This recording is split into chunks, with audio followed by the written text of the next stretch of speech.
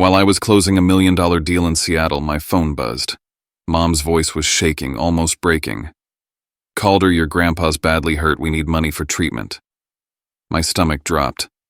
I didn't think twice. I gave her the code to my safe, canceled all my meetings, and sped home like my life depended on it. But when I got there, Grandpa was sitting on the porch drinking coffee perfectly fine. My $5 million, though, was gone. I remember laughing so hard I scared him, because the safe code I'd given my mom wasn't the one she thought it was. Before I share my story, I want to know you're here with me. Just say listening in the comments or tell me where you're from.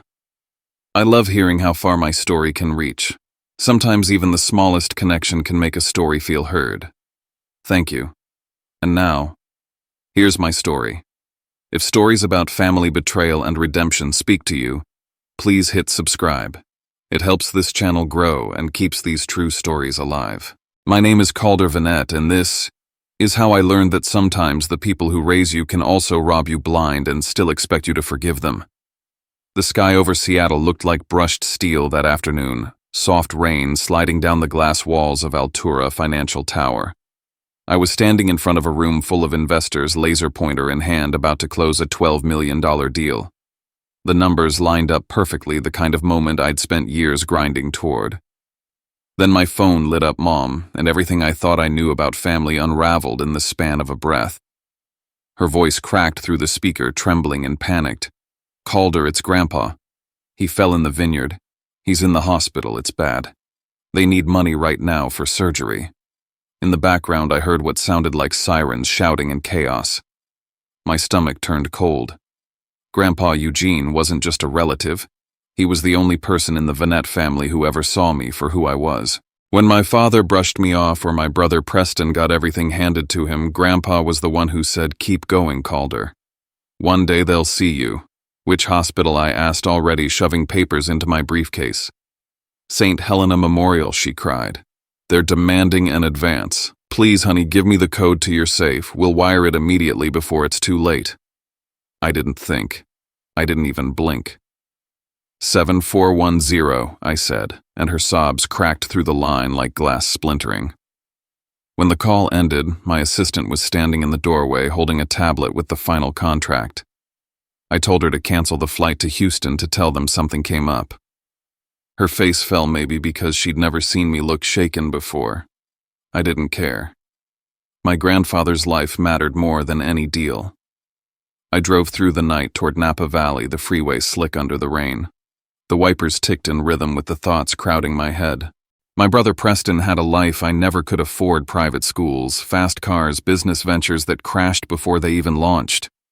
I worked 2 jobs in college, built a career from the ground up, only to still feel like an outsider in my own family. The only time family seemed to mean anything was when they needed something from me. By dawn, I was running on caffeine and fear. I just kept telling myself that it didn't matter if Grandpa made it through, the rest could wait. The vineyards of Napa appeared like ghosts through the morning fog, the kind of calm that made the world seem impossible to believe. When I pulled up to the villa, the porch light glowed soft yellow. Through the window, I saw him sitting in his armchair, robe tied loosely, a newspaper folded neatly on his lap. Healthy, whole, smiling faintly when he saw me. He looked puzzled as I stepped inside, rain dripping from my coat. "Why on earth aren't you in Seattle?" he asked. I froze mid-step. My throat tightened. The words didn't come, only the sudden sick realization that something was terribly wrong. The smell of roasted beans filled the kitchen, sharp and bitter. Grandpa poured me a cup, the steam curling in the quiet between us. My pulse was still racing. "You're okay," I finally said, my voice half disbelief. "Mom called. She said you'd fallen, that you were in the hospital." His brows furrowed deep lines cutting into his forehead. "Fallen? I haven't set foot in that hospital since your grandmother's funeral. Did she really tell you that she was crying, Grandpa?" I heard sirens. He sighed, long and tired, the kind of sound that carries years in it. "She wanted me to tell you not to come this week. Said there were family matters to sort through and that your being here would complicate things." I didn't think she'd go that far. Something inside me shifted, anger first, then disbelief, then a cold clarity that left no room for denial. I pulled my phone out and opened Instagram, my thumb trembling. Preston's account popped up instantly, a bright shot of him on a yacht, drink in hand, the Miami skyline behind him. My parents stood beside him, glowing in white linen, champagne glasses raised. The caption read, "Family above everything." I stared until the letters blurred. They had lied. Lied about a hospital, about an emergency, about everything. Grandpa must have seen it in my face. Without a word, he stood and went to his study. When he came back, he was holding a thick folder yellowed at the edges. "I was going to show you this eventually," he said quietly, setting it on the table. "You might as well see it now." Inside were bank statements, trust fund reports, legal documents with my father's signature scrawled across the bottom. I flipped through them, the smell of paper and ink mixing with the bitter coffee. The numbers were precise, relentless. Transfers from the Venet Trust, small at first, 50,000, here 100 there, always for Preston's education, for family business initiatives. Over 5 years, the amounts built into a mountain. There it was in black and white, my share of the $5 million trust, drained bit by bit, repurposed into Preston's luxuries and my parents' investments. I pushed back in my chair, gripping the folder so tightly my knuckles went white. "They stole from me," I said, half to myself. Grandpa's face was grave. "I gave your father limited control of the assets years ago. I wanted to be fair, to give both of you the same chance to lead one day. But there was a clause." He tapped the edge of the folder. "If any dishonesty or misuse was proven, that control would be revoked immediately." My head snapped up. "You still have that contract? The original? With the addendum your father thought no one remembered. It's locked away in my study." The pieces started to fit together, my mother's call, the sudden trip to Miami, the staged family vacation. They weren't just taking my money. They were erasing me from the family's empire altogether. For a long time, neither of us spoke. The only sound was the clock ticking on the wall, each second hammering the truth deeper. "I should go to them now," I said. "Confront them. Make them explain." "No," Grandpa cut in gently. "Not yet. They'll twist it. You need proof, not anger." He was right, but the silence that followed burned like acid. I looked down at my hands, at the life I'd built through work they never acknowledged, and felt something harden inside me. I pulled out my phone, typed a message to my mother. "I made it back safely. When Grandpa's stable, I'll visit the hospital." A few seconds later, a single sticker popped up, a smiling heart. That was all. I turned to Grandpa. "I'll need a lawyer," I said quietly. "One who doesn't scare easy. And I'll need every original document you have." He nodded slowly, eyes sharp despite his age. "Meredith Shaw," he said. "Your aunt. She left the company years ago because of your parents. She'll help." Outside, the morning light spilled across the vineyard, gold against the dew. Inside, I felt something shift from disbelief to resolve. Whatever game my family was playing, they had just made one fatal mistake. They reminded me who I was. And I was done being invisible. I landed back in Seattle later that day with paper in my pocket and a plan forming like a hard kernel in my head. The penthouse smelled the same, leather, lemon oil, the faint ozone of the rain outside, but nothing felt familiar. I called Meredith on the drive from baggage claim and ran her through everything: the Instagram photos, the withdrawals listed in Grandpa's folder, the odd timing of transfers. She listened without interruption, then said the thing I both wanted and feared to hear. This wasn't just family cruelty. It was fraud, and if we moved right, we could stop the transfer that would finish them off. We sketched a 3-layer plan over the phone monitor, legal lock, and public exposure if needed. I told her about the vault code I'd given Mom. I told her I'd altered the holdings already. Most of the value was tokenized and moved to secure institutional custody months ago. She asked me to set up every log we had and not to touch anything until she had the emergency freeze papers ready. I agreed, but I also knew how fast they moved when they wanted to. Back at my place, I found the study exactly as I'd left it, except for the small improvements I'd asked for after the college years of barely sleeping: a hidden wall panel, a biometric console, a cluster of miniature cameras trained on the safe. I ran the system checks and armed the motion sensors. The safe was the old one Grandpa had joked about when I was a kid, the kind that felt like a relic. Behind its face, however, I'd installed a decoy compartment and slipped in a clean USB-labeled trust ledger. The real assets were away encrypted and untouchable, but the family didn't know that. They'd been trained to look for cash and paper. That's how human greed still likes to feel its prize. Meredith texted an ETA for her lawyer's office. She'd loop in a judge file for a temporary restraining order and reach out discreetly to 3 major shareholders who still cared about the company's reputation.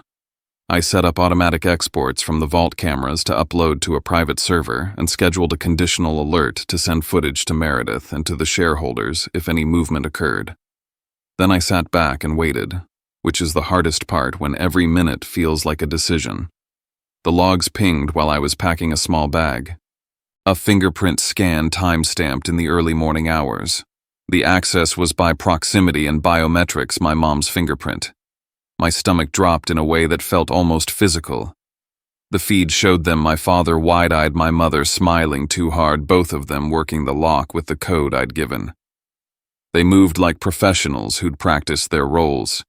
They laughed when the compartment clicked and hugged each other as if victory were a thing to celebrate. Preston's voice came through on a hurried call. "It's done." The words in the recording were casual, almost bored, and in that boredom I heard the cruelty. What they didn't know was that the USB was a live breadcrumb. It contained a simple program that streamed the exact view of the safe's inner cavity back to a server only I controlled, time-stamped and logged. Every second of them taking the fake bundle, stashing it in an overnight bag, loading it into the car was captured and unreadable to anyone who tried to open the drive without my key. I pushed the footage to Meredith within minutes, and she emailed back instructions. File the emergency freeze, notify the brokerage cops, do not confront them alone, and most important, prepare to go public if the bank stalls. I also set the conditional emails to send the video to 3 major shareholders if any wire transfers over a low threshold were attempted. If they tried to launder money out of the country, the people who actually cared about the business's long-term value would see it and react. When I drove back to Napa that night, I felt less like a son and more like someone setting a trap for a snake he used to call family. I laid out the evidence on Grandpa's kitchen table, screenshots of the yacht, the withdrawals camera stills from my vault. "I won't do this at home," I told him. "I'll take it where it can't be disputed." His hand found mine across the folder, fingers thin and warm. "Where?" he asked. I said the word, and he nodded. The idea of Miami felt obscene, a resort full of people to witness the spectacle, a gala where they'd try to tie off their crime with champagne and speeches. If we could stop the money before it left the country and show the world the tape of them taking the fake bundle, we could both freeze the transfer and royal their image in a way that would make banks and shareholders step back. It was ruthless, but the law can be ruthless too. The vines outside the kitchen window swayed in the wind, and I felt for the first time since the call like I had an edge. We flew down to Miami with the folder and the original contract tucked into a briefcase Grandpa refused to put out of his sight.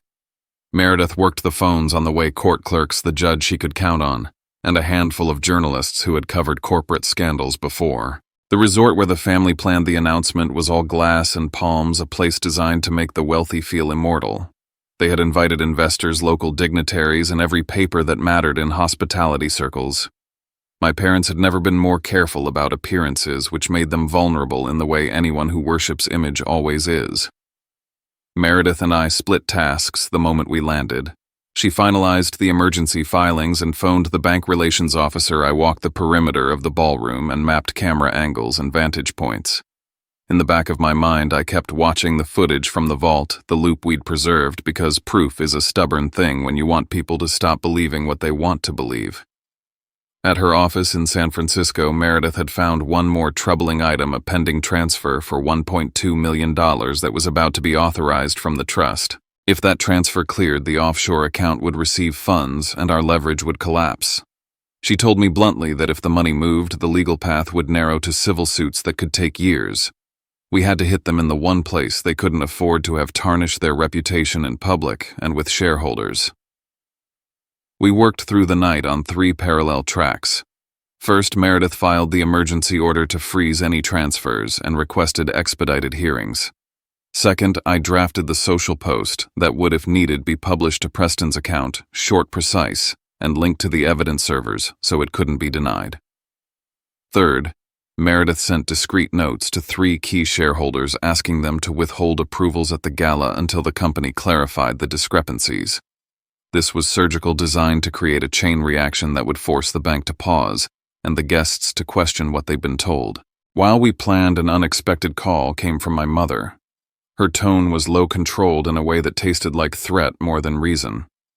"You're making a mistake," she said. "The money is safe. If you keep pushing, we stop being a family." I heard the practiced guilt in it, the manipulator's lullaby. I told her flat and cold: family ended the day you lied about Grandpa.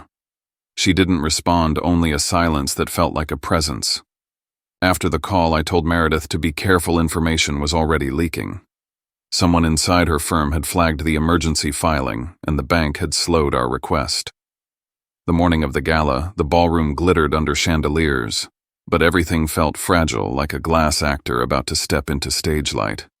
Guests sat while servers polished silver and staff adjusted name cards. Preston stood at the edge of the stage like a man waiting for validation he hadn't earned.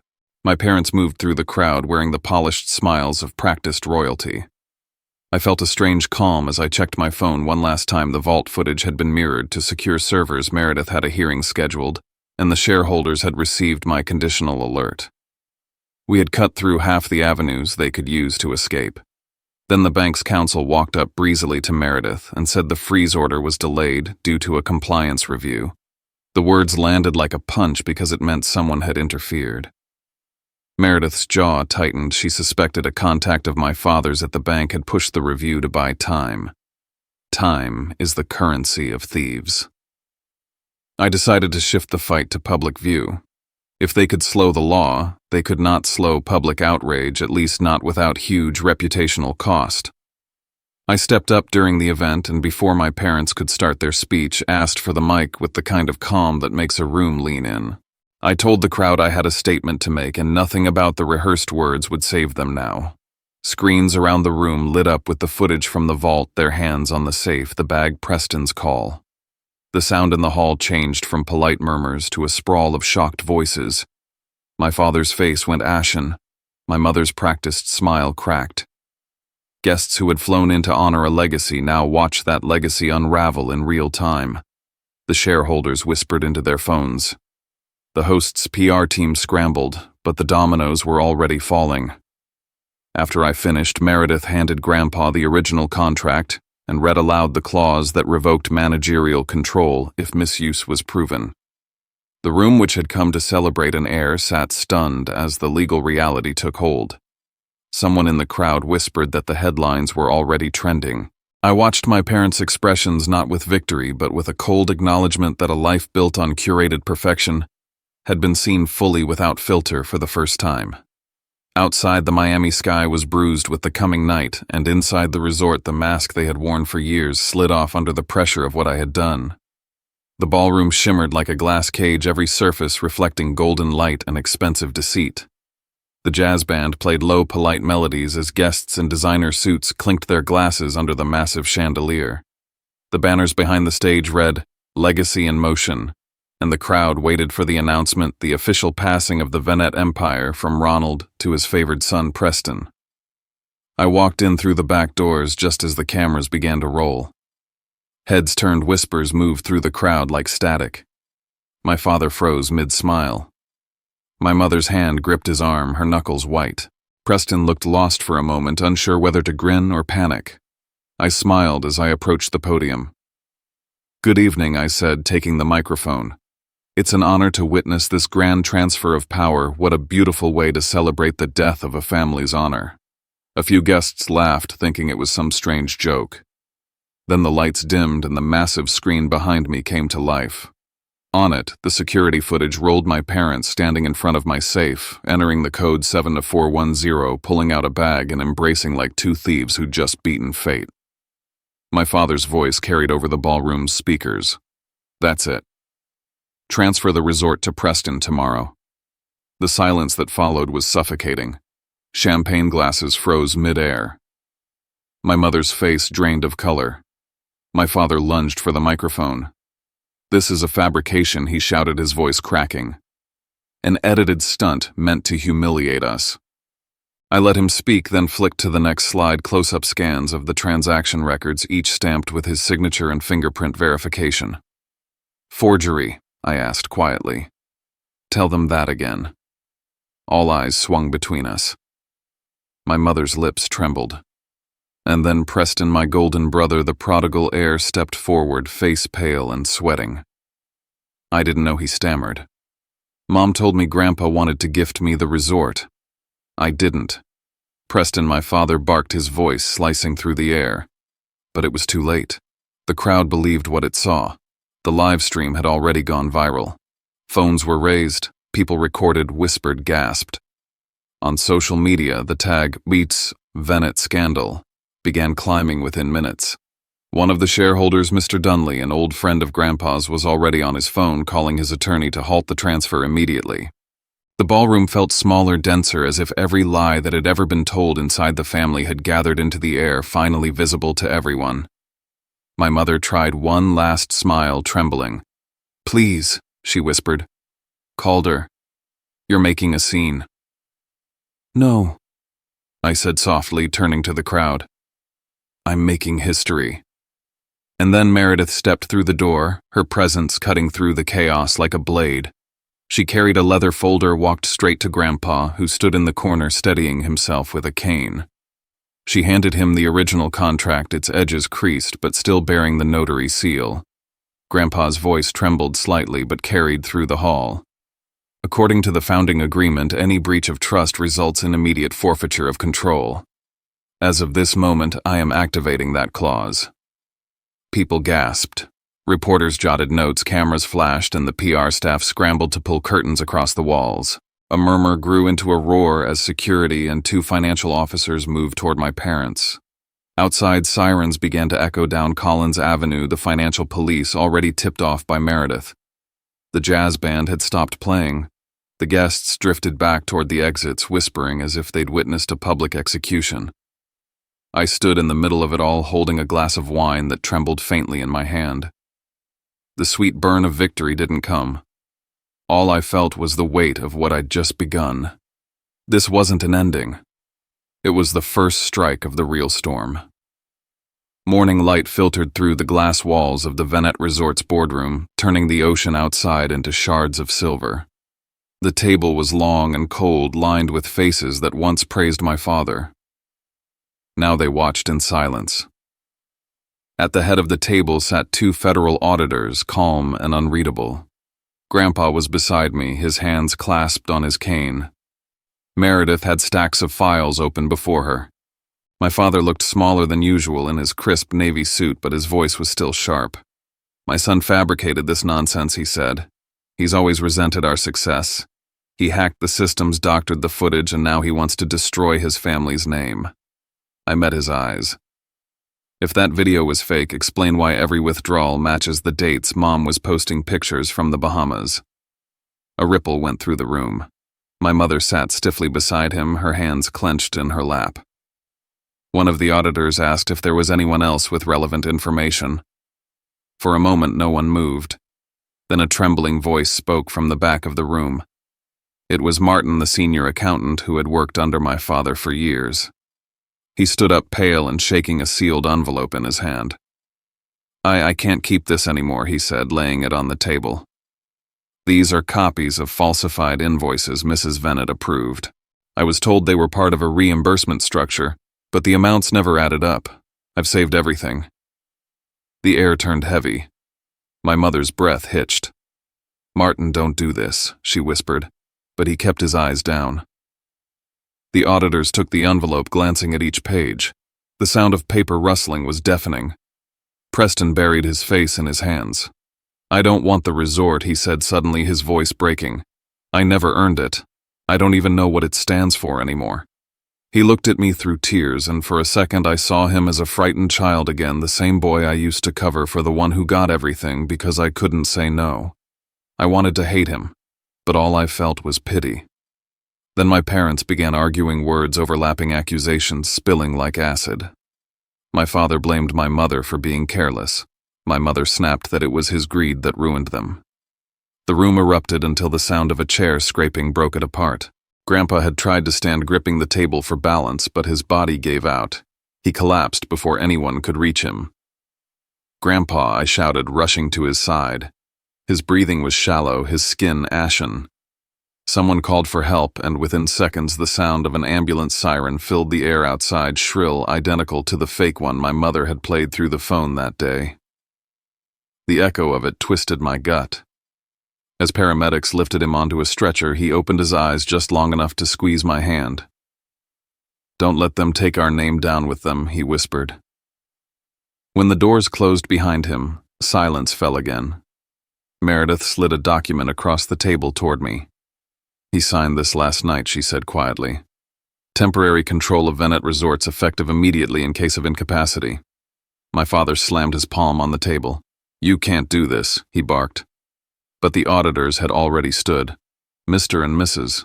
Venet, one of them said, we're going to need you to come with us for questioning. There are active warrants based on the evidence presented. They didn't look so powerful then." My mother's eyes darted between me and the folder in front of me, her expression caught between fear and disbelief. My father tried to speak, but the agents were already leading them out. The door clicked shut behind them, leaving only the whisper of the waves outside. I sat back in my chair staring at the table, strewn with papers, my family's sins reduced to ink and signatures. My hands were shaking, though I didn't realize it until Meredith touched my arm. "They stole my money," I said softly, almost to myself. But what they couldn't take was his faith in me. Outside, the morning storm rolled across the bay, thunder rumbling over the skyline.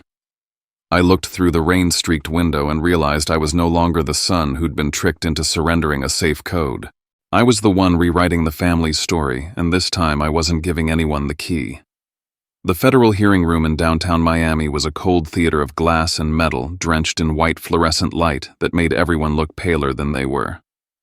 Outside, the corridors were lined with cameras and reporters. Inside, it was silent except for the hum of the air conditioning and the steady clicks of pens against notepads. Meredith sat beside me, a fortress of calm in a navy suit. Across the aisle, my parents and their attorney whispered furiously, their faces masks of tension and fear. When the lead investigator called my name, I stood and took the stand. The microphone hissed for a second as I began. "My name is Calder Venet," I said, my voice low but clear.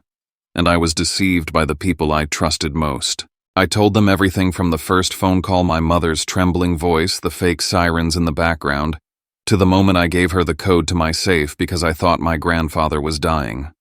I described driving through the night only to find Grandpa healthy, sipping coffee, and the realization that everything had been a lie. I explained how I'd discovered the missing funds, the forged transfers, and the hidden attempts to hand the company over to my brother. The opposing lawyer stood to object, claiming the video evidence was obviously altered. Meredith didn't flinch. She walked to the center of the room and gestured for the lights to dim. "Your Honor," she said, "this is the raw time-stamped security footage from Mr. Venet's residence verified by the system's manufacturer." The screen flickered on, showing the continuous, unedited sequence, the biometric scan, the exact date and time overlay the sound of my parents' voices. There was no break, no splice. Just truth in high definition. Then one of the investigators entered new evidence, printed emails recovered from a seized hard drive. The subject line on one read, "Transfer $5 million to contingency account before the ceremony." The sender was my mother. The message had been traced to her personal computer, signed with her encrypted digital ID. She stared at it like she'd never seen her own name before. When asked to respond, she stood slowly, her voice trembling but defiant. "I did it for this family," she said, turning to the audience. "For my husband, for Preston. Calder has always resented us, always doubted our intentions. He wanted to divide this family and I cut her off, calm but sharp. "You pretended Grandpa was dying so you could empty my account. That's not family. That's theft." The silence that followed was louder than any argument. My father tried to intervene, his tone brittle with rage. "Enough of this circus. You think you've won something. You'll destroy the family name." His lawyer tugged his sleeve, but he brushed him off. "I did what I had to do," he shouted, suddenly voice cracking. "I wanted to protect our reputation. If the company went to him, everyone would think I failed." The words hung in the air like smoke. The recorder on the desk blinked red, capturing every syllable. Even the investigators looked startled. Meredith's eyes met mine for a brief knowing second. The rest of the session moved quickly after that. The panel recessed for 10 minutes, then returned with an interim ruling all Venet family assets would be frozen until the final decision and temporary control of Venet Resorts would pass to me under federal supervision.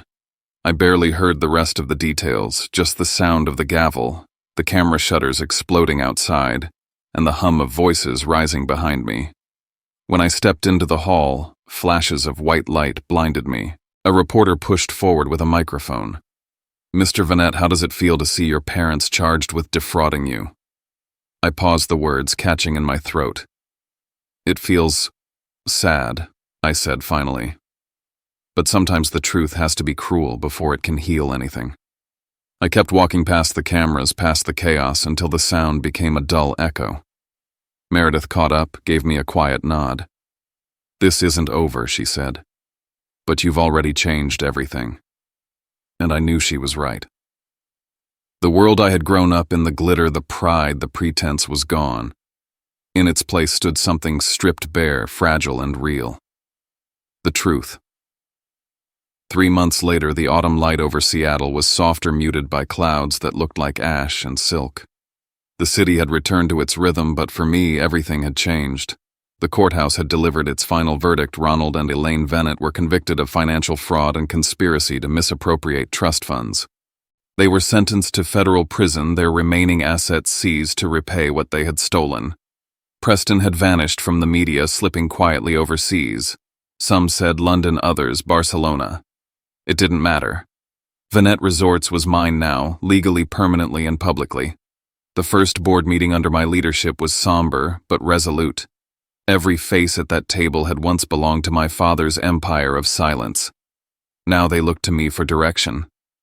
I kept it simple. "From this day on," I said, "we rebuild this company on trust. No lies, no deals in the dark. Not again." Applause broke the quiet. It wasn't loud, but it was sincere. I spent the following weeks restructuring departments, settling unpaid wages, and reopening the employee education program that had been frozen years ago. The first initiative I approved was the Eugene Venet Scholarship Fund, dedicated to the children of our lowest paid workers. Grandpa had always said that fairness wasn't a gesture, it was a discipline. Late one afternoon, Meredith stopped by my office with a sealed envelope. The paper was old, the handwriting familiar. "He left this with me," she said. "Said you'd know when to open it." Inside was a photocopy of the company's very first charter, signed in ink so faded it looked like smoke. Attached was a note from Grandpa, written in his neat slanted script. "They can take the fortune Calder, but if you keep your integrity, the fortune will find its way back to you." I set the letter on my desk and stared at it for a long time. He had known how this would end. Maybe he'd even been preparing me for it all along. That night, as the city glowed beneath the rain, I received a message from an unknown number. "Preston. I don't want the money." It read, "I just hope someday you can forgive me." I didn't reply. I saved it in a private folder labeled History. Some things don't need answers. They just need to stop bleeding. I walked out onto the terrace, the air cool against my face. The skyline shimmered on the glass of the nearby towers. I thought about that safe 72410, the numbers that once represented betrayal. Now they stood for something else entirely: foresight, clarity, strength. The code had become a story in itself, a reminder that trust once broken can also be rebuilt, but only by those willing to face what destroyed it. In the weeks that followed, Venet Resorts regained stability. Old investors returned, new ones arrived, and the staff began to speak with pride again. For the first time, the company wasn't a monument to ego. It was a place that felt human.